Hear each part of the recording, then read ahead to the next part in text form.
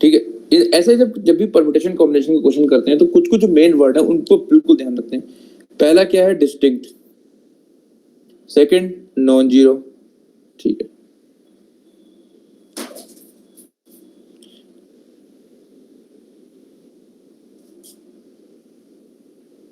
और third without repetition. ये question समझ में आ रहा है किसी को? पहले तो उसके बाद सॉल्यूशन होता है। किसी को भी ये क्वेश्चन समझ में आ रहा है?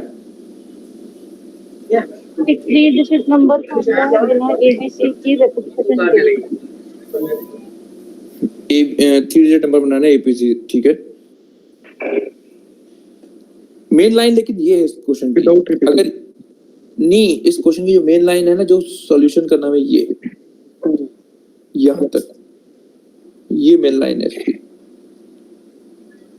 एक्स सम है और वो जो थ्री डिजिट का नंबर हम फॉर्म कर रहे हैं उसका सम एक्स है। थ्री डिजिट का नंबर हमको ऐसे फॉर्म करना है कि एबीसी रिपीट नहीं हो। तो मैं इसको समझाने की कोशिश करता हूँ, ठीक है। लेट्स एक काम करते हैं, एबीसी की सबसे मिनिमम वैल्यू ले लेते हैं। सबसे मिनिमम वैल्यू एबीसी की क्या होगी? ए को हम जीरो ले नहीं सकते, क्यों? क्योंकि हम लोग को नॉन जीरो डिजिट्स लेना है। हाँ नामिका बिल्कुल करेक्ट, ठीक है। तो ए को जीरो नहीं सकते, तो हम ए को हमें लीस्ट जो वैल्यू लेना पड़ेगी वो 1 लेना पड़ेगा, तो और बी को 2 लेना पड़ेगा, सी को 3 लेना पड़ेगा, राइट। क्योंकि ये अलग अलग क्यों लिया है? क्योंकि विदाउट रिपीटेशन लिखा हुआ है। अगर यहाँ विदाउट रिपीटेशन नहीं लिखा होता equal to 1 C equal to 1, ये हमारा A equal to 1 equal to 1 C equal to 1 हमारा आंसर हो जाता। स्क्रीन चला गया, वो आ जाएगा, उसको टेंशन मत लेना, ठीक है। सॉल्यूशन निकालना आसान नहीं आ रहा था, एक बार रिपीट कर देंगे क्या? हाँ मैं रिपीट कर रहा हूँ।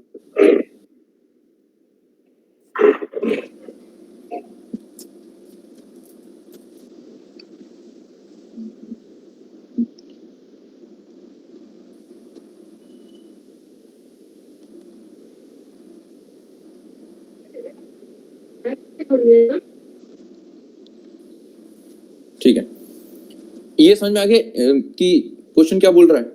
सॉल्यूशन बाद में करेंगे।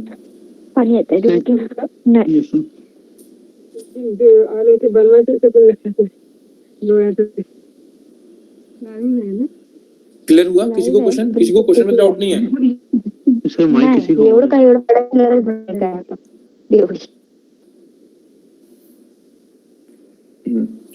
तो इसमें क्वेश्चन में किसी को डाउट तो नहीं है? आगे बढ़ते हैं जल्दी जल्दी, ठीक है। नहीं है ना इसमें कुछ क्वेश्चन में डाउट? समझ में आ गया फिर? नो सर, यस ठीक। क्वेश्चन समझ में आ रहा है कि नहीं? Yes sir.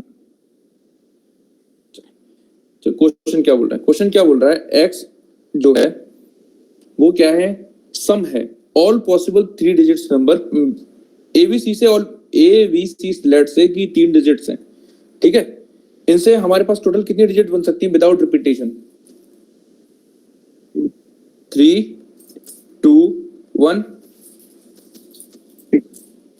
ये क्लियर हो गया? विदाउट रिपीटेशन क्वेश्चन में दिया हुआ है, अपने से मैं अज्यूम नहीं कर रहा हूं, ठीक है। तो ये चीज क्लियर हो गया। एक मतलब टोटल 6 डिजिट बन सकती है, यानी क्या क्या बन सकती है? ABC plus ACB plus VAC plus BCA plus CAB plus CBA. X जो है ना वो इन सबका सम है। ये चीज समझ में आ गई? बस यही क्वेश्चन था। अगर जिसको ये लाइन यहां तक पहुंच गया उसके बाद इस क्वेश्चन में कुछ नहीं। ये लाइन क्लियर हो गई?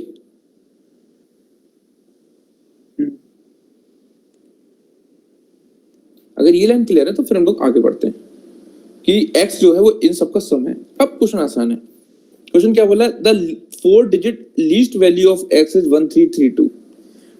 तो इस क्वेश्चन में हम लोग क्या करते हैं? सबसे पहले ए बी सी की मिनिमम वैल्यू लेके चलते हैं। ए बी सी की वैल्यू इससे मिनिमम नहीं हो सकती, यानी जो x की मिनिमम वैल्यू होगी, ठीक है, वो तभी आएगी जब ए बी सी की वैल्यू मिनिमम होगी। यहाँ पे एक्स कब मिनिमम होगा? जब ए बी सी मिनिमम होगा, और ए बी सी की लीस्ट वैल्यू इससे कम नहीं हो सकती कहीं पे भी, क्योंकि ए को 0 हम ले नहीं सकते, ए इक्वल टू 1 लेना ही पड़ेगा। वी इक्वल टू 1 हम ले नहीं सकते क्योंकि वो रिपीट हो जाएगा, तो वी इक्वल टू 2 लेना पड़ेगा, फिर सी के पास 3 का ही ऑप्शन बचेगा। यानी एक्स क्या हो गया मेरा? एक्स हो गया 1 2 3 1 3 2 2 3 1 2 1 3 3 1 2 3 2 1। इसको ऐड करेंगे कितना आएगा?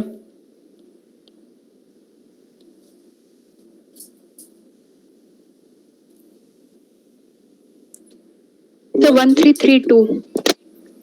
ठीक है, अब मुझे इस क्वेश्चन का आंसर देना कि x की वैल्यू 1332 से कम हो सकती है कभी भी? नो क्या सर, x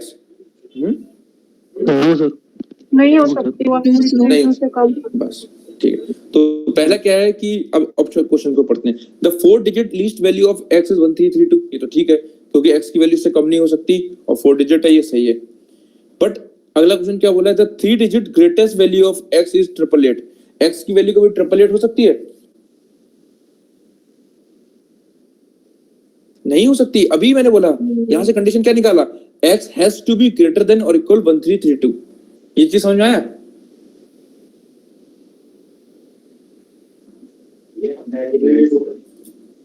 ये क्लियर हुआ?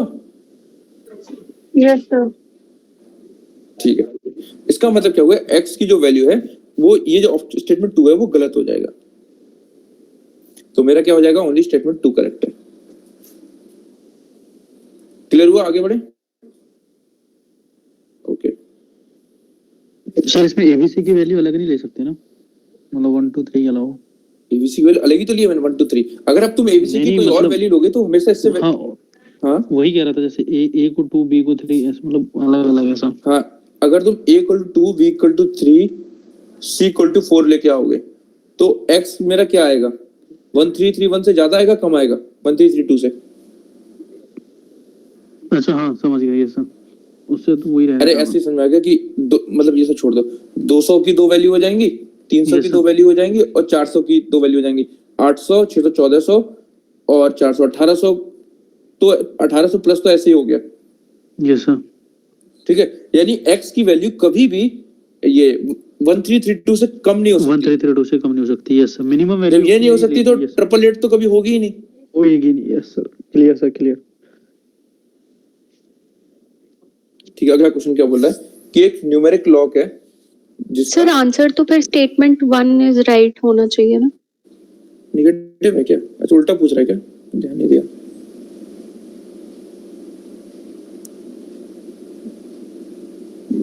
एक्चुअली सॉरी, मैं इसमें लिखा नहीं कि स्टेट सही। अच्छा कौन सा सही है? सही है तो है ना, फर्स्ट सर? Only, sorry. हाँ ठीक है, तो फर्स्ट ओनली है। अगर ये पूछ रहा है क्यों करेक्ट है। ठीक है, अगला आता है there is a numeric lock which has 3 digit pin. The pin contains digits from 1 to 7। एक कोई लॉग है जिसमें 3 डिजिट कोई पिन है। इसमें जो नंबर्स पढ़ेंगे वो मेरे क्या पढ़ेंगे? 1 2 3 4 5 6 7। ठीक है, अगेन रिपीटिशन नहीं हो सकता। तो सबसे पहले अगर रिपीटिशन नहीं हो सकता तो मेरे पास मैक्सिमम पॉसिबल क्या केसेस हैं? ये क्वेश्चन में जरूरत नहीं है, ये बस मैं प्रैक्टिस के लिए करवा रहा हूँ। अगर मेरी इस आंसर इस लॉग में रिपीटिशन अलाउड नहीं है और मुझे 1 to 7 तक के डिजिट यूज करना है, तो मैक्सिमम कॉम्बिनेशन क्या बन सकते हैं? 7 into 6 into 5 equals to 210। Clear हो गया ये चीज कि अगर कोई कंडीशन नहीं होती, कुछ भी नहीं होता, तो मैक्सिमम जो पॉसिबल ऑप्शन थे वो 210 होता। सर हाँ, अब क्या बोल रहा है क्वेश्चन में कि digits in the pin from left to right are in decreasing order. मतलब अगर इसको बोलते हैं ए है, ये बी है, ये सी है, तो क्या बोल रहा है कि लेफ्ट टू राइट जब जाएंगे तो डिक्रीजिंग ऑर्डर में आएगा, यानी A has to be greater than B, B has to be greater than C. ठीक है, अगला क्या बोल रहा है? Any 2 digits in the pin differ at least by 2। अगर a ग्रेटर देन b है तो इसका मतलब ये नहीं होगा 7 इज ग्रेटर देन 6। इसका मतलब है कि b की वैल्यू 6 भी नहीं हो सकती, b की वैल्यू एटलीस्ट 5 होनी चाहिए। तो 2 का क्लियर डिफरेंस। हुई? ठीक है, मतलब 2 का डिफरेंस होना चाहिए। Yes sir. अब हमें बताना है कि कितने अटेम्प्ट्स हमें चाहिए, एक्चुअली पूछा है कितने पॉसिबल कॉम्बिनेशन अब बचे हैं। अगेन पहले कोई अगर अप्रोच बताना चाहता है तो बताए, फिर मैं इसका सॉल्यूशन बताता हूँ। कोई इसकी अप्रोच बताना चाहेगा?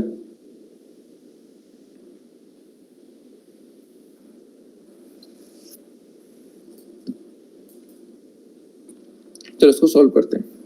सर जो लास्ट डिजिट है ABC में से, तो हम ऐसे कर सकते हैं ना कि जो थर्ड डिजिट है उसके लिए हमारे पास सिर्फ 3 ऑप्शंस हैं, हाँ क्योंकि हम 5 के ऊपर तो जा ही नहीं सकते ना, तो 1 2 3 ऑप्शन है हमारे पास, तो ऐसे स्टार्ट कर सकते हैं क्या? हाँ, वही अप्रोच वही रहेगा। उसको हम लोग ऐसे भी कर सकते हैं। अच्छा, जो पीछे से बोल रहे हैं इसको आगे से भी कर सकते हैं कि जो इसकी वैल्यू है मतलब ABC है, तो A की वैल्यू कभी भी 5 से कम नहीं हो सकती। Yes sir. ठीक है, तो A की वैल्यू या तो 5 होगी या 6 होगी या 7 होगी, ये चीज ठीक है। ये क्लियर होगी? A की वैल्यू 5 6 yes, 7 नहीं होगी। Yes sir. ठीक है, तो सबसे पहले क्या काम करते हैं, 3 केस बनाते हैं। A की वैल्यू जो है वो है 5, तो अगर A की वैल्यू 5 है तो B पे क्या क्या ऑप्शन आ सकते हैं? क्या B की वैल्यू 4 हो सकती है? सर बी की तो 3 होगी ना, 2 का डिफरेंस लेंगे तो। नहीं, 2 नहीं है, यहाँ पे बोला मिनिमम 2, अच्छा एटलीस्ट 2। अगर यहाँ पे 2 का लिखा होता तो एक ही कॉम्बिनेशन हो जाता, मतलब 3 केस बनते, 3 ही ऑप्शन होते। बोला मिनिमम 2, तो 5 के बाद 3 भी हो सकता है, और 4 भी हो सकता है फिर तो। 4 कैसे होगा? A की वैल्यू 5 है तुम्हारी, सर B का तो फिक्स कर सकते हैं ना कि 4 ही होगा, B 4 क्यों होगा? क्योंकि वो तो सर, क्योंकि वो A में भी नहीं आ सकता, वो C में भी नहीं आ सकता। सर मेरे को नहीं। इससे ये समझ नहीं आया जैसे सर सर मुझे तो एक सर हाँ हाँ बोलो बोलो। सर अगर हम हिंदी की क्वेश्चन की वर्डिंग देखें तो पिन के किन्हीं 2 अंकों के बीच कम से कम, तो सर एटलीस्ट 2 नंबर के बीच में डिफरेंस होना चाहिए। तो सर जरूरी थोड़ी ना है, अगर हम A7 भी ले सकते हैं ना, 5 क्यों ले रहे हैं हम? अरे हम 3 केस बना रहे हैं, मैं बोल रहा हूँ इक्वल टू 5 भी बनाएंगे, हम इक्वल टू 6 भी बनाएंगे और इक्वल टू 7 भी बनाएंगे। पहला मैंने यही बोला था कि एक, अब आया सर समझ में, हाँ मुझे आया क्योंकि डिक्रीजिंग में जा रहा है ना। हाँ sir, yes yes yes. Clear हो गया सबको कि A की वैल्यू 5 6 7 के अलावा कोई और नहीं हो सकता? ये क्लियर हो गया? ये सर ये तो क्लियर है। ठीक है, तो A के 3 केस बनाते हैं। पहला केस क्या है, A इक्वल टू 5। ठीक है, जब A की वैल्यू 5 होगी तो B की वैल्यू क्या होगी? 3। 3 अब B की वैल्यू 4 हो नहीं सकती क्योंकि B को 2 का डिफरेंस करना ही करना है। अब दूसरा ऑप्शन मतलब 2 भी नहीं हो सकती, क्यों? अगर B इक्वल टू 2 हो जाएगा तो C इक्वल टू 0 होना पड़ेगा। Yes sir. C 0 हो नहीं सकता क्योंकि हमारे जो नंबर है वो 1 to 7 है। यस तो सर, इस वजह केवल से एक केस बनेगा V इक्वल टू 3 और अगला केस बनेगा C इक्वल टू 1। C1 कितना दिक्कत है। तो पहला केस में जब A इक्वल टू 5 रहेगा तो मेरा क्या रहेगा, B इक्वल टू 3 रहेगा और C इक्वल टू 1। तो ये केवल एक केस बनेगा।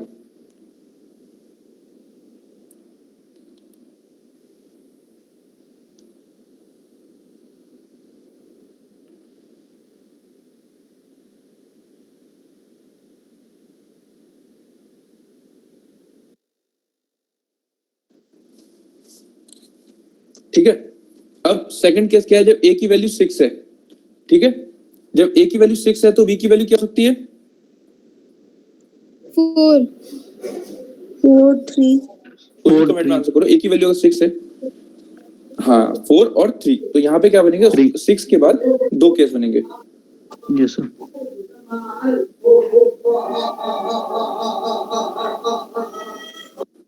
अब अगर B की वैल्यू 3 है तो C की वैल्यू क्या हो सकती है?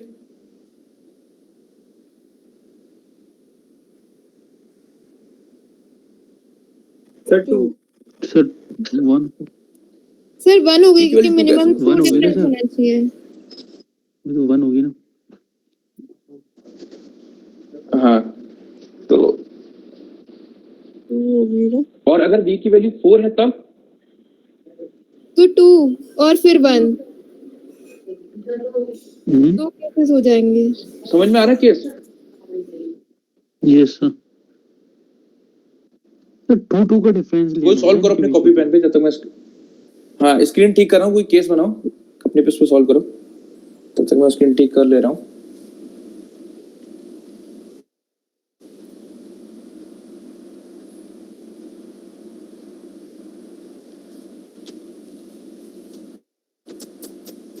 हाँ तो जब दिख रहा है a की वैल्यू जब 6 है तो b की वैल्यू क्या हो सकती है? या तो b की वैल्यू 4 हो सकती है या b की वैल्यू 3 हो सकती है। जब v की वैल्यू 4 होगी तो c के पास दो ऑप्शन है, या तो c इक्वल टू 2 हो जाएगा या c इक्वल टू 1 हो जाएगा। जब इसकी वैल्यू 3 है तो इसके बाद एक ही केस बचेगा 1। ओके ओके ठीक है 642 641 बिल्कुल ठीक 631। अगर इसकी वैल्यू 7 होगी तो v के पास क्या ऑप्शन रहेंगे? v can be 5, v can be 4 and v can be 3। जब ये 5 होगा तो अगेन इसके पास ऑप्शन क्या रहेंगे? 3 2 1। जब 4 होगा तो इसके पास ऑप्शन रहेंगे 2 1 और 1। जब 3 होगा तो एक ऑप्शन रहेगा 1। टोटल कितने केस बन गए? टोटल जो केस बन गए तुम्हारे वो बन गए 1 10 2 3 4 5 6 7 8 9 10 10 आंसर हो जाएगा। सी इसका आंसर हो जाएगा। क्लियर हुआ ये क्वेश्चन? Yes sir. तो यहाँ इजी लगते हैं। नहीं यहाँ पे जरूरत नहीं। अगर हम लोग की अप्रोच ठीक है, मतलब अप्रोच पता नहीं सर। अप्रोच ही कैसे डेवलप करना है नहीं समझ रहा। मैं क्या बोल रहा हूँ कि अगर हम लोग की क्वेश्चंस को लेके अप्रोच ठीक है तो प्रेशर में क्या होता है कि जो चीज हमें आती है वो भी गलत कर देते हैं, लेकिन ऐसा नहीं होगा कि जो चीज हमें नहीं आती है वो प्रेशर में आ जाएगी, ऐसा नहीं होगा।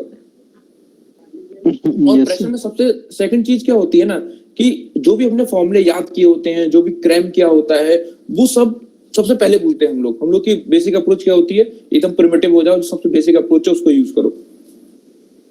तो इसीलिए तुमने देखो कि अभी तक जितने भी क्वेश्चंस मैंने सॉल्व करा किसी में कोई फॉर्मूला नहीं है, सिंपल हमें अप्रोच लगानी है।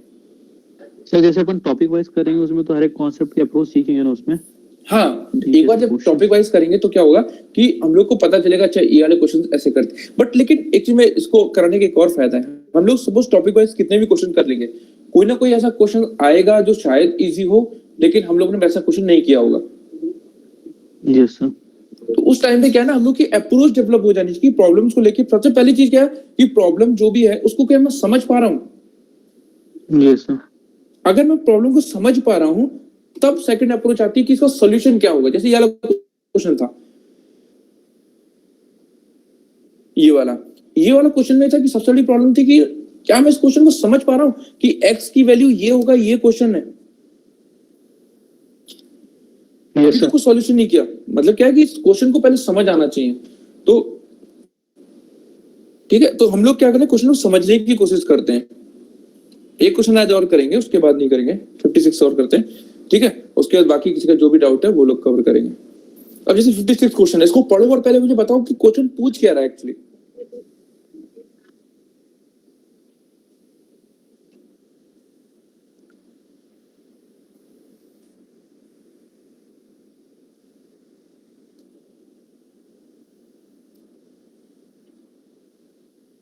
कोई भी इस क्वेश्चन को अटेम्प्ट करो 56 को।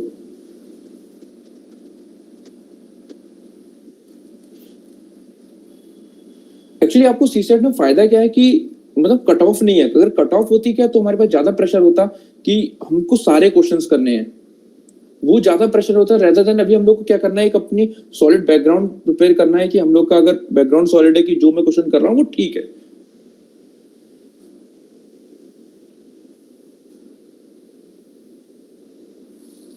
ठीक है, इस क्वेश्चन को कोई भी मुझे पहले समझाने की कोशिश करे, क्वेश्चन पूछ क्या रहा है। सर ये क्वेश्चन कह रहा है कि सर्कल है जिसमें 8 पॉइंट्स है और हमें राइट एंगल ट्रायंगल यानी कि दो साइड 90 डिग्री बनाने चाहिए और ऐसे बनाने चाहिए कि एक जो साइड होगी ट्रायंगल की वो डायमीटर होगी सर्कल की। राइट एंगल ट्रायंगल में कितनी साइड, कितने 90 डिग्री के एंगल होते हैं? 90 डिग्री के सर 3 होते हैं। 1 डिग्री का एक ही एक होगा ना, हाँ एक ही होगा, हाँ एक सर होता है ना सर। एक। ठीक। ये हाँ, तो क्वेश्चन क्या बोल रहा है मेरे समझ में तो नहीं आया अभी क्वेश्चन जो तुमने समझाया उस तरीके से। क्वेश्चन एक्चुअली पूछ क्या रहा है, कह रहा है कि ठीक है एक सर्कल है, इतना तो समझ में आ गया, ठीक है हाँ एक सर्कल ले लिया, उसके बाद क्या बोल रहे हो? सर्कल के सर सर्कमफ्रेंस उसमें भी 8 8 पॉइंट्स पॉइंट्स है, ठीक है, इक्विडिस्टेंस पे है। 1 2 3 तीन, 4 5 6 7 8, ठीक है। इक्विडिस्टेंस, हाँ। उसके बाद हमें 8 ट्रायंगल बनाने हैं और 8 ट्रायंगल यानी कि हमारे 3 पॉइंट यूज होंगे एक ट्रायंगल में, और राइट एंगल ट्रायंगल बनाने चाहिए तो वो 90 डिग्री, दो साइड्स की जो है वो 90 डिग्री होनी चाहिए और एक साइड ऐसी होनी चाहिए कि वो डायमीटर बनेगी। तो कितने ट्रायंगल बन पाएंगे ये पूछ रहा है ऐसे। हाँ हाँ ठीक है, तो अब इसमें ये होता है अप्रोच क्या रहेगी, ठीक है प्रॉब्लम समझ में आ गई कि अच्छी चीज है। अप्रोच क्या रहेगी इसमें? सर अप्रोच ये सीधे सीधे करना चाहिए, इसमें कुछ नहीं दो रहता, इसमें ट्रायंगल परपेंडिकुलर बनाते रहते हैं काटेंगे, तो 8 दो to sides should be perpendicular, मतलब परपेंडिकुलर होनी चाहिए तभी वो 90 डिग्री बनाएगी। तो पहले चीज बता दो, राइट एंगल ट्रायंगल का मतलब होता है कि ये एक जो एंगल है वो 90 होना चाहिए बस, ठीक है। अब क्या बोल रहा है क्वेश्चन करते हैं, how many right angle can be drawn using this point as what it is diameter आगे बन सकते, ठीक है। अब क्या बोल रहा है, पहली कंडीशन क्या बोल रहा है कि डायमीटर, चलो एक पे सॉल्व करते हैं, अगर हमने एक डायमीटर पे सॉल्व कर दिया बाकी डायमीटर पे सॉल्व हो जाएगा, ये चीज क्लियर है। टोटल कितने डायमीटर बनेंगे हमारे, टोटल डायमीटर कितने रहेंगे? 8 डायमीटर होंगे। 8 आएंगे सर, 8 पॉइंट्स कनेक्ट होंगे। 4 सर ये ठीक है, डायमीटर 4 रहेंगे, 1 diameter 2 3 and 4। Yes sir clear हुआ? यही चीज है, मतलब हम लोग को बेसिक से अगर एक एक चीज नहीं सॉल्व करेंगे तो वहां पे क्वेश्चन गलत हो जाएगा।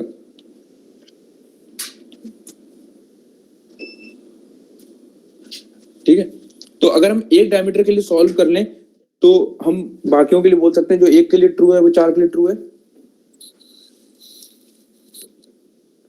क्लियर हुआ? तो अब मुझे ये बताओ, क्या ये जो ट्रायंगल है ये तो समझ में आ गया, क्वेश्चन क्या बोल रहा है कि पहली चीज होना चाहिए कि 2 पॉइंट, उस एक तो डायमीटर होना चाहिए उसका एक साइड, डायमीटर है तो वन साइड ऑफ ट्रायंगल, ठीक है ये तो हमने कर लिया, जी सी एक हो गया। एंड कह रहा है कि उसके जो वर्टिसेस हैं, जो 8 वर्टिसेस हमने बनाए हैं वो ये वर्टिसेस होने चाहिए। सपोज ट्रायंगल जीवीसी बन गया है, ठीक है, तो ये तो प्रूव हो गया, बट ये राइट एंगल है नहीं, ये कैसे पता?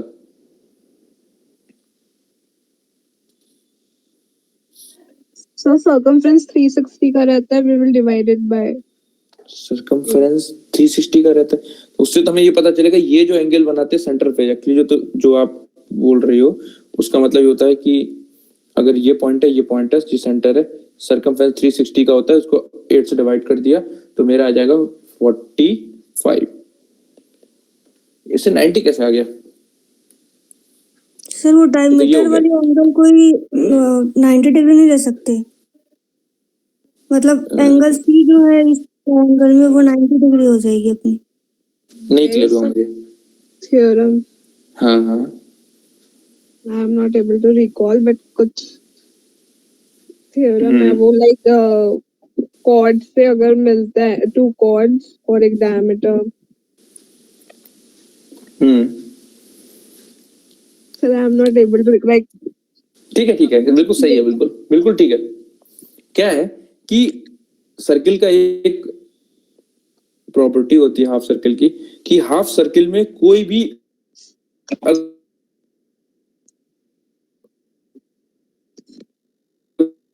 अगर ट्रायंगल बनाओगी तो, ठीक है, हाफ सर्किल में जितने भी हम बनाएंगे सब 90 डिग्री बनेगा।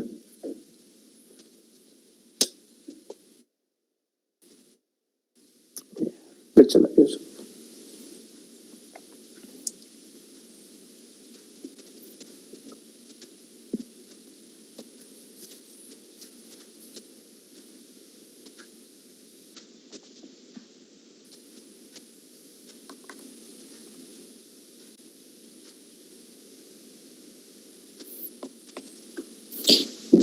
थ्योरम क्या है कि हाफ सर्कल में जितने ट्रायंगल बनते हैं वो हमेशा राइट एंगल ट्रायंगल होते हैं। तो हम लोग थ्योरी वाइज पढ़ेंगे ज्योमेट्री को, तो उसका मैं प्रूफ दिखा सकता हूँ। ठीक है, अभी के लिए हमें चीज पता होना चाहिए कि हाफ सर्कल में जितने भी ट्रायंगल बनेंगे वो सब राइट एंगल ट्रायंगल होते हैं।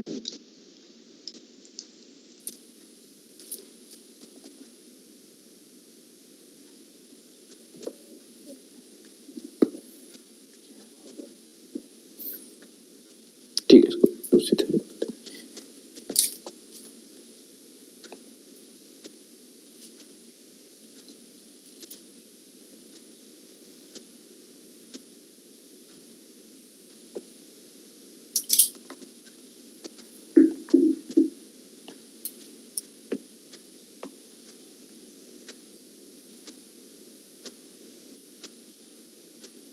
प्रॉब्लम है तो कल करें। नहीं, बस ये क्वेश्चन को सॉल्व करते हैं फिर खत्म करते हैं।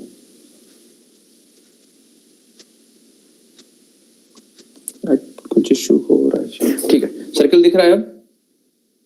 ठीक है सर, ये सर्किल है अगर, और ये मेरा जो डायमीटर है, तो थ्योरम क्या बोलती है कि इसमें कोई भी ट्रायंगल बनेगा, सपोज ये जो ट्रायंगल बनेगा या फिर ये बनेगा या फिर ये बनेगा, जितने भी ट्रायंगल बनते हैं ये सब हमेशा 90 डिग्री बनते हैं। ठीक है, ये थ्योरम को हमें याद रखना है, और बाकी जब टॉपिक वाइज पढ़ाएंगे तो उसको बताएंगे कैसे ये क्यों 90 डिग्री बनना है। ठीक है, तो अपने क्वेश्चन पे आए। तो क्वेश्चन क्या बोल रहा था कि ये हमारा सर्कल है, तो ऐसे करके हमारे पास 8 पॉइंट मिल गए। ठीक है, अब एक चीज पता चल गई, ये जो ट्रायंगल बनेगा हाफ सर्कल में, कोई भी ट्रायंगल बनता है वो 90 डिग्री होता है, ये एंगल 90 डिग्री रहेगा। यहाँ पे हो सकता है 90 नहीं दिख रहा हो, लेकिन 90 आएगा सही से बनाएंगे तो। क्लियर हुआ? तो ऐसे कितने ट्रायंगल बनेंगे?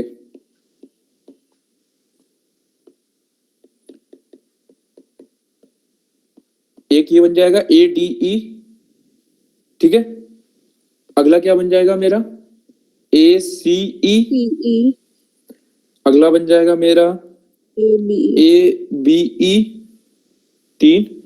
अगला बन जाएगा मेरा AFE।